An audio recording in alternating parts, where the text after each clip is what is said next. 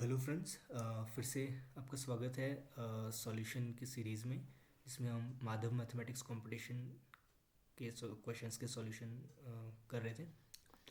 तो स्टार्ट करते हैं। हमने कल क्वेश्चन नंबर 2 को कर लिया था, ठीक है। आज हम स्टार्ट करते हैं क्वेश्चन नंबर 3। इतना ही है क्वेश्चन, ये छोटा सा।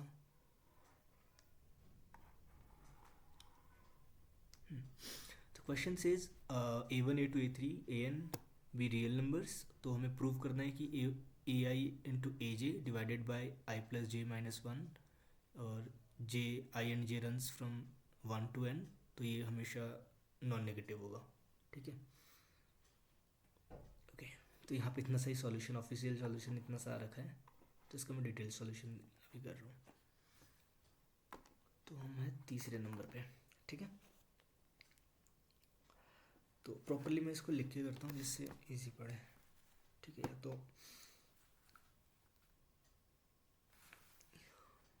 ठीक है, so for any I and j which runs from 1 to n, okay. आप एक चीज़ देखोगे, किसी के लिए भी हमेशा 1/i प्लस जे माइनस वन, इसको आप एक इंटीग्रल के फॉर्म में लिख सकते हो। 0 to 1 x⁻i plus J minus 2 times D x, है ना। x⁻n+1 डिवाइडेड बाई n+1 करोगे तो यही आ जाएगा।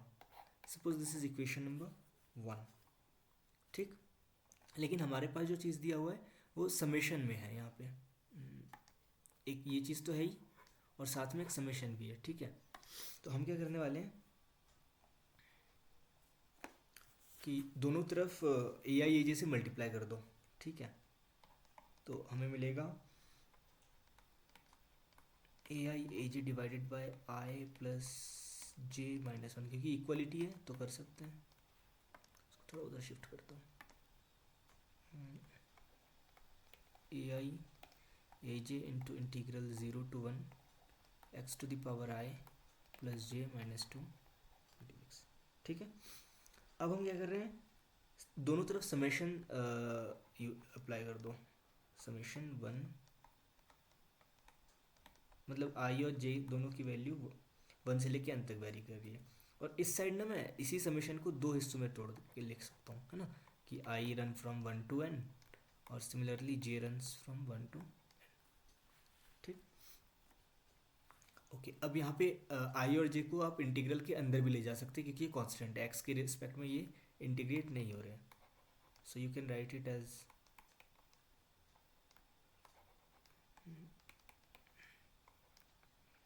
Integral 0 to 1 A I A J x⁻i−1 into x⁻j−1 times D x, ठीक है। ओके, अब by the linearity of integral आप समेशन को इधर उधर मूव कर सकते हो, ठीक। इसका मतलब क्या होगा कि यही चीज़ आप आगे लिख सकते हो। स्पेस तो हो ही जाएगा। Integral 0 to 1 summation I equals to 1 to n, j equals to 1 to n, and then ai aj x⁻i−1 x⁻j−1 dx, ठीक है। अब इसी को थोड़ा सा और अच्छे से लिख लेते हैं। कैसे? इंटीग्रल 0 to 1, आई कर लो इसको, i equals to 1 to n A I x⁻i−1, ठीक। और दूसरा summation j equals to 1 to n A J x⁻j−1 dx, ठीक है। अब एक चीज़ देखो, let P X with a polynomial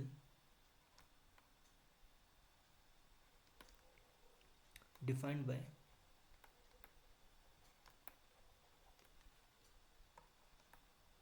p of x equals to summation K equals to 1 to n A K X to the power K minus 1. Okay, मतलब ये expression कैसा बनेगा? This expression will be like a1 plus a2x plus a3x square and so on an x to the power n minus 1, यानी n minus 1th degree की polynomial है. ठीक है. अच्छा, अगर आपने ऐसा लिखा है तो ऊपर वाला एक्सप्रेशन किस में चेंज हो जाएगा? ये वाला हो जाएगा आपका px और ये वाला भी px बनेगा. ये दोनों के दोनों ही सेम पॉलिनोमियल px बनेंगे, है ना. तो फिर मैं ऊपर से इसी को डायरेक्टली इक्वल करके लिख देता हूँ. ठीक है, इसको या तो साइड में, मतलब इधर लेफ्ट हैंड साइड का एक्सप्रेशन सेम ही है. तो आपके पास आ गया integral 0 to 1 px into P X, that is px whole squared dx. ठीक है, ये क्या चीज़ आ गई? इधर साइड हमारा था समेशन 1 i और j रन कर रहे हैं 1 से n पे, P I A G divided by I plus J minus 1 था. ठीक है, ये हमारे पास आ गया. अब हमारे पास क्या दिया हुआ है कि a1 a2 a3 ये सारे क्या है? नाउ सिंस, क्योंकि जो ए आईज है ना, ये सारे के सारे रियल नंबर्स हैं. ठीक है, तो इसका मतलब क्या हुआ? अगर a1 a2 a3 यहाँ पर देखो, अगर a1 a2 a3 सारे रियल नंबर्स हैं तो ये जो है ये क्या है? एक रियल पॉलिनोमियल है, राइट. और क्या खास बात हुआ?